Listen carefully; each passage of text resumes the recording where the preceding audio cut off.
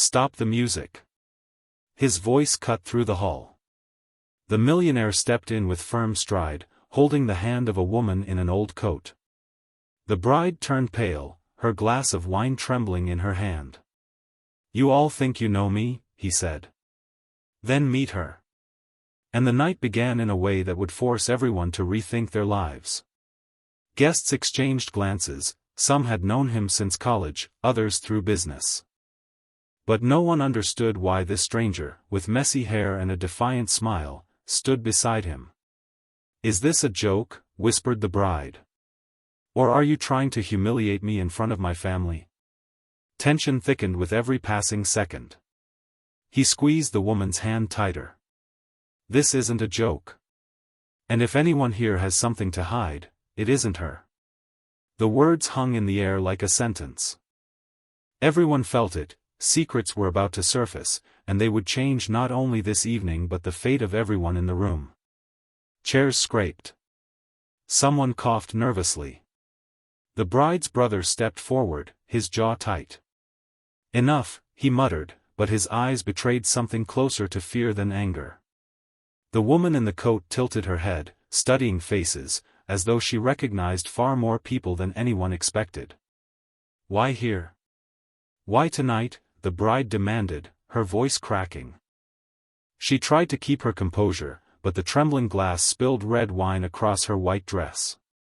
Gasps rippled through the hall. The millionaire didn't move to comfort her. He only looked at her, unblinking, as though daring her to deny something. The woman shifted closer to the microphone stand, her lips parting as if to speak, then stopping, teasing the room with silence. Someone from the back shouted, "Who is she?" but no answer came. Every heartbeat in the hall felt amplified, every whisper dangerous. The bride's father slammed his palm on the table. "You've gone too far." His voice was sharp, but his hand shook. The millionaire's eyes flickered toward him for the first time, a flash of recognition, or warning. The woman beside him smiled faintly, as if she had been waiting for that reaction all along. The tension snapped tighter, like a rope pulled to breaking. Half the room leaned forward, desperate for an explanation. The other half leaned back, afraid of what was coming. He raised his hand, silencing even the whispers. "This isn't about me," he said slowly. "It's about what's been hidden among you." The bride's face drained of color. Her brother clenched his fists. The father shifted in his chair. And the woman in the coat finally lifted her chin, her voice calm, steady, cutting the silence. "One of you owes more than money. And tonight, there are no more secrets." The room erupted in shouts, the bride dropping her glass, the guests demanding answers. But none came. Only the sense that the night had shifted, and nothing, not the marriage, not the families, not the man who had just walked in, would ever return to what it was before. The hall exploded with noise. Guests shouted over one another, some demanding explanations, others begging for calm. The bride stood frozen, her dress stained, her hands trembling as though she couldn't decide whether to scream or collapse.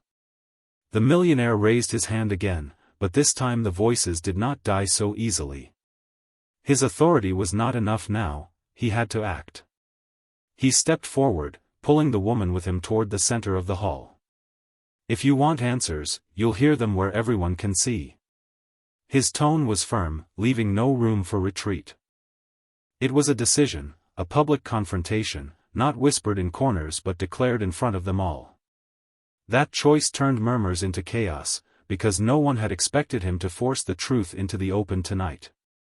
The bride's brother blocked his path, squaring his shoulders. "Not here. Not in front of them," he hissed, nodding toward the crowd of investors, family, and press. "You'll ruin everything." His voice cracked on the last word. For the first time, the guests noticed the fear in his eyes, and whispers swelled again. What exactly was at risk? The millionaire didn't flinch. "Step aside." He locked eyes with him, a silent challenge. Seconds dragged until the brother's fists curled tighter, but he moved, leaving only tension behind. The bride gasped, reaching out as though to stop him, but her hand hung in the air uselessly. Then the unexpected struck. A journalist's camera flash lit the room, followed by a second, then a dozen. Someone had tipped off the media, and the confrontation was no longer confined to the hall. It was being recorded, live-streamed by eager hands clutching phones. Gasps turned to panic. Secrets could not be controlled once they left this room. The woman in the coat leaned closer to the microphone, her voice low but cutting. They wanted silence. Now the whole world is listening. Her words sent a ripple through the hall. The bride's father slammed the table again, but this time his face was ashen, his confidence slipping. He had spent a lifetime building a spotless image. Tonight, that image was cracking. The millionaire glanced at the cameras, then back at the faces surrounding him. The decision pressed on him heavier than ever: protect the ones who had betrayed him, or let the truth unravel before every eye watching. He straightened, jaw set. The choice was clear: there would be no turning back. And with that, the first real battle line of the night had been drawn. The cameras kept flashing, blinding in bursts. The bride pressed her palms to her temples, as if the weight of every eye in the room crushed her. The millionaire pulled the woman toward the stage, his voice steady though the hall boiled around him. If you wanted spectacle, you'll have it. But don't mistake this for weakness. I am not the one afraid tonight. His words sliced through the clamor, forcing silence to settle, heavy and unwilling. Before anyone could answer, a man pushed through the back doors. Security tried to stop him, but he waved a press badge and shoved forward. He wasn't part of the invited press, and it showed. His jacket was creased, his face tense, his eyes locked not on the millionaire but on the woman in the coat. You shouldn't be here, he barked. This wasn't the deal.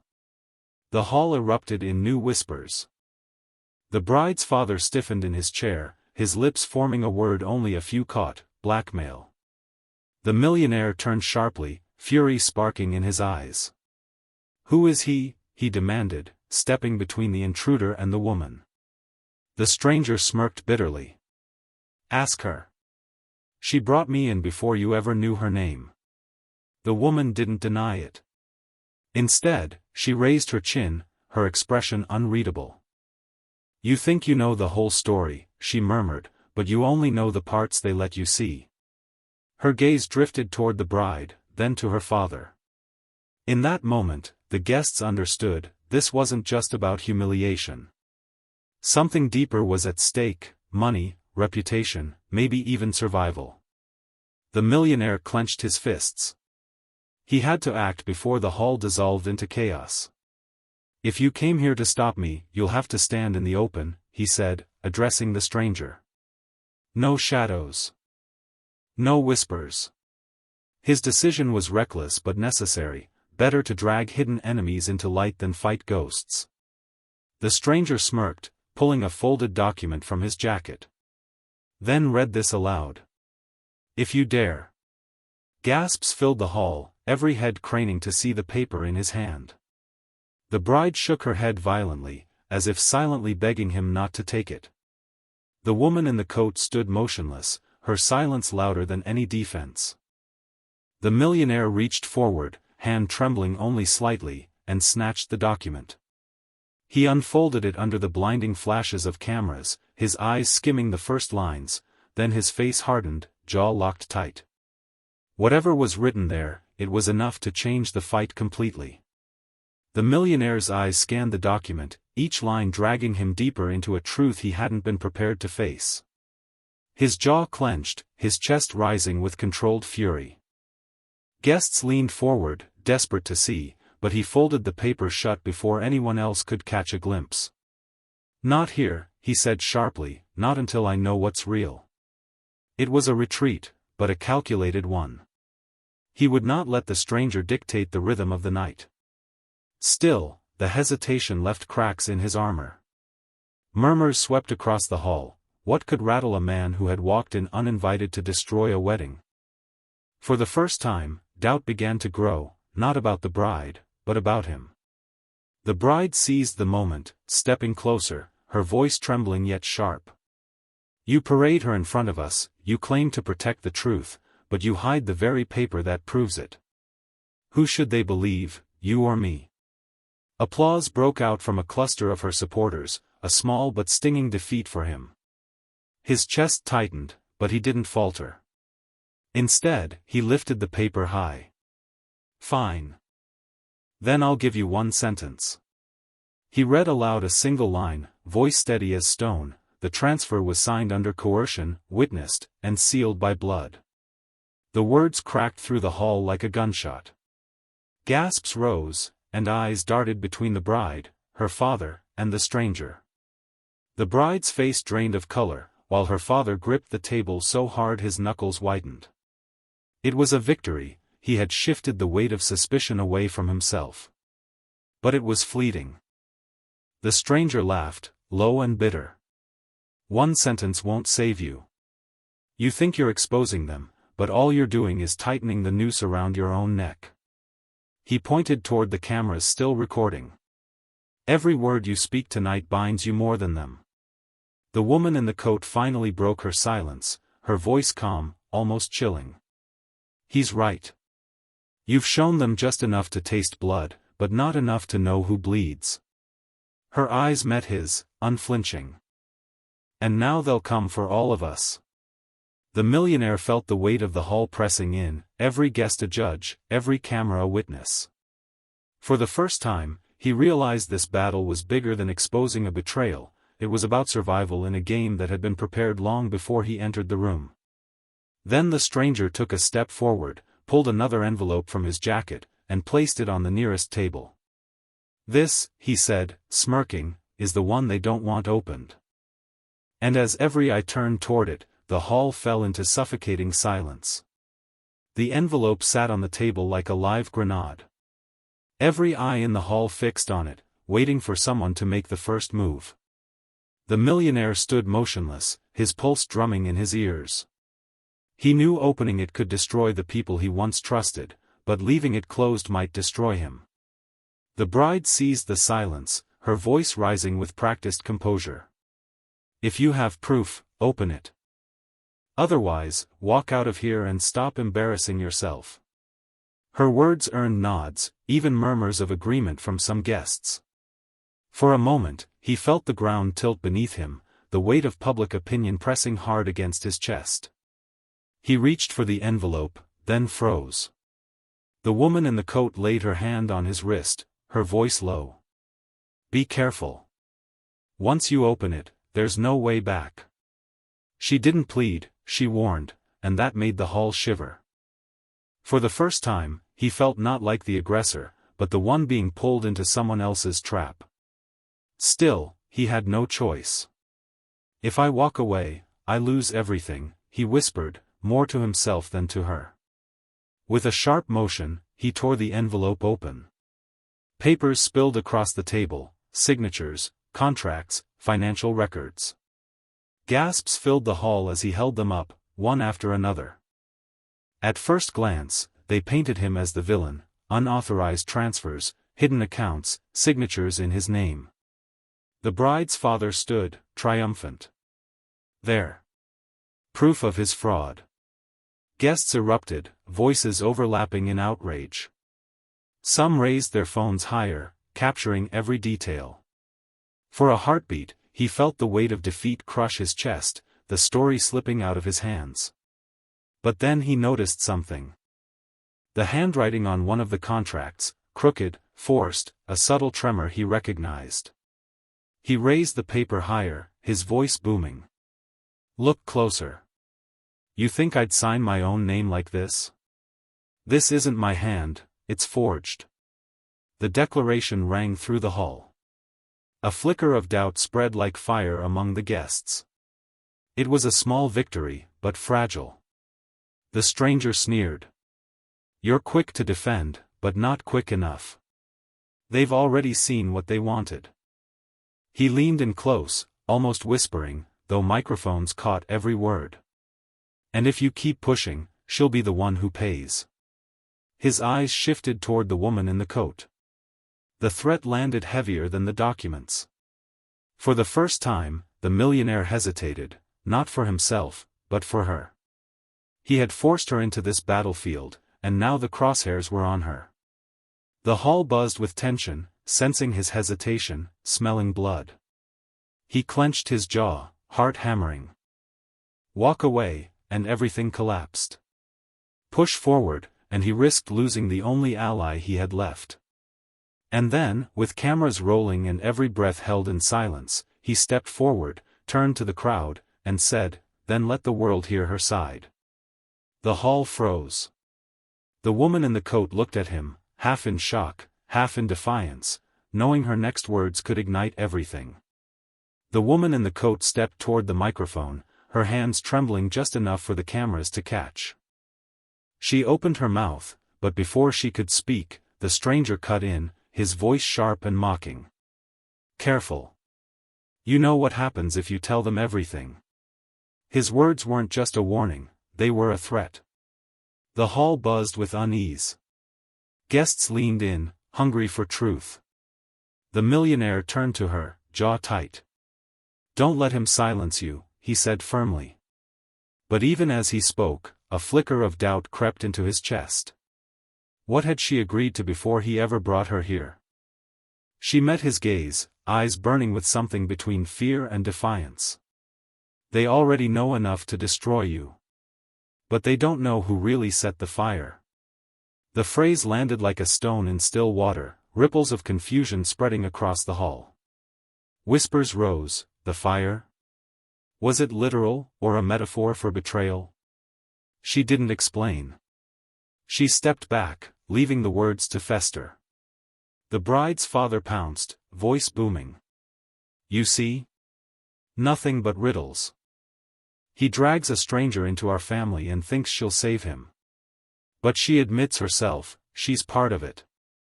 The room tilted against the millionaire again, and he felt the ground slipping under his feet. He slammed his fist on the table, silencing the noise. "If I'm guilty, prove it. Show them your signature beside mine. Show them the contracts you buried." His voice cracked, not from fear, but from exhaustion. His body screamed at him to yield, but his pride, his will, refused. The stranger smirked, pulling another folded paper from his pocket, but this time, he didn't hand it over. He dangled it in the air like bait. "You want it? Then admit who paid her to stand beside you. Tell them the truth you've been hiding." His words stabbed deeper than the documents. The millionaire felt every eye pierce him, waiting. He clenched his fists, his strength waning, sweat forming on his brow. He had started this night to expose others, but now it was his name, his choices, that balanced on the edge of ruin. Still, he forced himself upright. "No," he said slowly, his voice ragged but steady. "You don't get to decide how this ends. Not you. Not tonight." It was defiance, but thin, brittle. His face betrayed fatigue, his shoulders heavy. The woman beside him touched his arm, steadying him, as though she knew how close he was to breaking. And then the stranger laughed, tossing the folded paper onto the floor. "Then let's see if you're still standing when this is read aloud." The hall erupted again, the paper lying between them like a spark in dry grass, ready to ignite. The paper lay on the floor, daring him to pick it up. The millionaire bent slowly, his movements heavy, as though gravity itself fought against him. He unfolded the sheet, his eyes scanning the lines, and his stomach dropped. It wasn't just forged contracts this time. It was a confession, signed in his name, admitting he had orchestrated the entire scheme against the bride's family. The hall exploded. Shouts, gasps, and curses filled the air.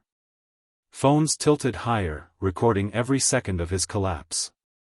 The bride clutched her father's arm, triumph flashing in her eyes. "You see," she cried. "He tried to ruin us, and now he's ruined himself." For a moment, his knees nearly buckled. He had come here to expose betrayal, to fight for truth, but now the crowd saw only a villain. The woman in the coat stepped toward him, as though to defend him, but then she stopped. The pause was long enough for the whispers to sharpen. Did she hesitate because she doubted him? The look in her eyes, guilt or fear, cut deeper than any document. It was the fall he hadn't expected, not from the lies on the page, but from the fragile thread of trust snapping between them. His ally, the one who stood beside him when no one else would, now looked as though she might let go. And the hall devoured the moment, sensing blood. Yet, in the chaos, he caught something. In the corner of the page, a tiny detail, an old letterhead, long abandoned, from a company dissolved years ago. Whoever forged this hadn't covered their tracks completely. It was slim, fragile proof, but enough to spark a flicker of hope. His eyes burned with it, even as his voice broke. Look closer. Even lies leave fingerprints. The guests didn't believe him, not yet, but the words planted a seed. A murmur spread. Why would he notice something so small, if he were guilty? It wasn't victory. It wasn't even redemption. But it was the faintest thread to cling to. The stranger, sensing the shift, stepped forward, fury in his eyes. Enough games. If you won't admit it, then she will. His finger jabbed toward the woman in the coat. Tell them what you told me before tonight. Or I'll tell it for you. Her face drained of color.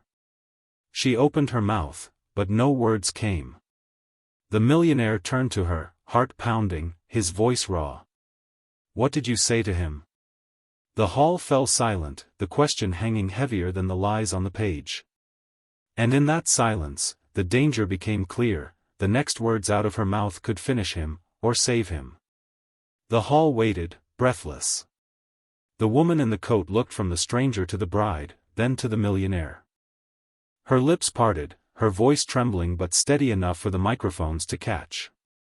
What I told him, was that the fire that burned your company down didn't start the way you think. Gasps rippled through the room. The bride's father stiffened, his face pale. The bride shook her head violently, whispering, "No, no, stop."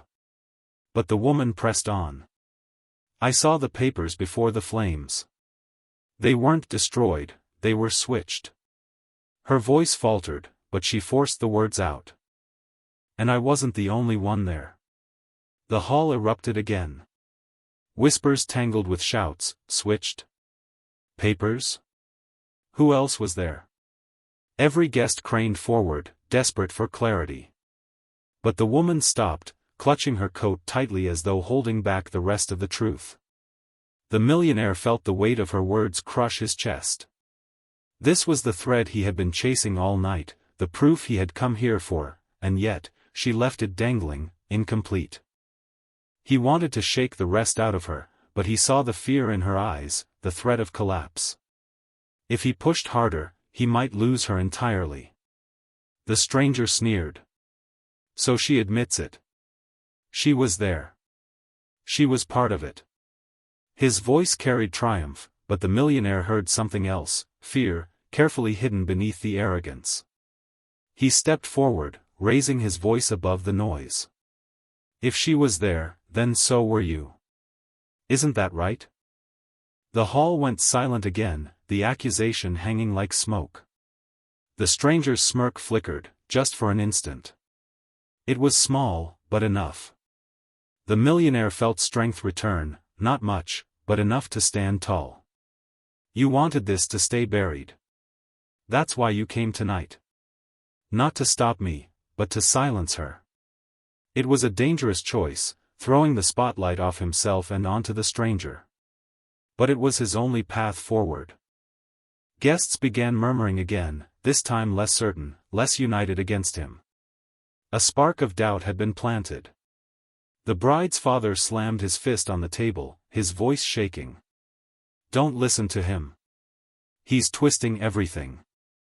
If you want proof, he stopped suddenly, catching himself, but too late. The hesitation spoke louder than words. The millionaire's heart raced. There was something the father didn't want revealed, something connected to those papers, that fire, that night. He turned back to the woman. If you know who else was there, tell me now. His voice cracked, desperation leaking through his control. She opened her mouth. The camera zoomed in. The crowd leaned forward. And then the lights in the hall flickered, once, twice, before plunging the room into complete darkness. Darkness swallowed the hall. Gasps and shouts filled the void, chairs scraped against the floor, glasses shattered. For a few seconds, chaos reigned, only the glow of phones cutting through the black. Then the lights snapped back, flooding the room in harsh brightness. The envelope, the papers, the damning evidence, they were gone. Snatched in the confusion. The stranger stood at the edge of the stage, holding nothing now but his smirk. The millionaire's stomach dropped. Whoever had killed the lights hadn't come to silence him, they had come to erase the proof. The bride's father was on his feet, his face pale but defiant. "Enough of this circus," he barked. "You've humiliated yourself long enough. Leave before security drags you out." His voice trembled, betraying panic beneath the command.